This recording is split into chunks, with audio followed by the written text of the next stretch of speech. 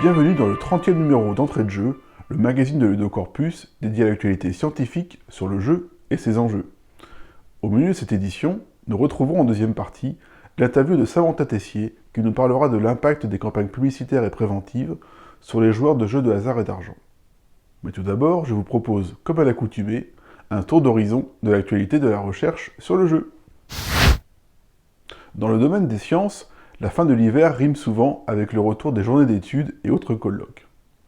En témoigne tout d'abord la manifestation scientifique intitulée « Des jeux et des rites de l'Antiquité à nos jours » qui se déroulera à Toulouse les 21 et 22 mars prochains.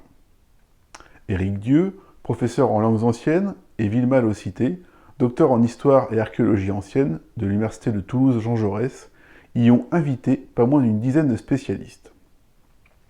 Les chercheurs et chercheuses interrogeront un large éventail de contextes culturels et sociaux où les phénomènes ludiques et ritueliques ont joué un rôle central au cours de l'histoire. Ensuite, c'est Metz et l'Université de Lorraine qui recevra le colloque interdisciplinaire intitulé « Vous êtes dans une taverne, retour sur 50 ans de jeux de rôle ». L'événement se tiendra les 28 et 29 mars et sera dédié aux jeux de rôle et notamment à Donjons et Dragons, qui fait cette année son 50e anniversaire. La participation est possible en ligne ou en présentiel. Enfin, c'est aussi le retour des Scientific Game Jams, organisés par la Science entre en jeu. Au menu de cette édition, au format multiple, des déclinaisons online, notamment le rendez-vous du 22 au 24 mars sur la plateforme Gathertown, accompagnés d'autres Scientific Game Jams dans plusieurs villes de France ainsi qu'au Canada, et un festival en présentiel à l'ENS de Lyon. Ouvert aux chercheurs, chercheuses et designers, tous les sujets de recherche, y compris en sciences humaines et littérature, sont les bienvenus. Qu'est-ce qui peut rassembler le jeu et le roman policier?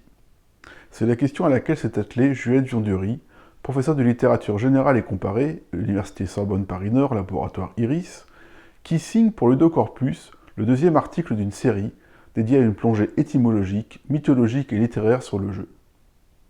Ce mois-ci, nous retrouvons Rouletabille, Holmes, Lupin ou encore Poirot, soit 4 manières de trouver la lettre volée. Les 9 et 11 octobre prochains, Sorbonne Université et l'Université catholique de Louvain accueilleront un colloque international intitulé « Divertir, éduquer et corriger, pratique du jeu en Europe du Moyen-Âge à la première modernité ». Si vous souhaitez proposer une communication pour cet événement, il est possible de candidater jusqu'au 27 mars 2024. Notons aussi que l'appel à texte pour la 8e édition du prix Gaetano Cozzi pour des essais sur l'histoire du jeu de la Fondation Benetton est toujours ouvert. 2 dotations de 3 000 € chacune seront destinées à de jeunes chercheurs de toutes les nationalités. Et le prix sera décerné par le jury, composé des membres du comité scientifique de la revue Ludica. Les textes devront être envoyés au plus tard le 18 mars 2024.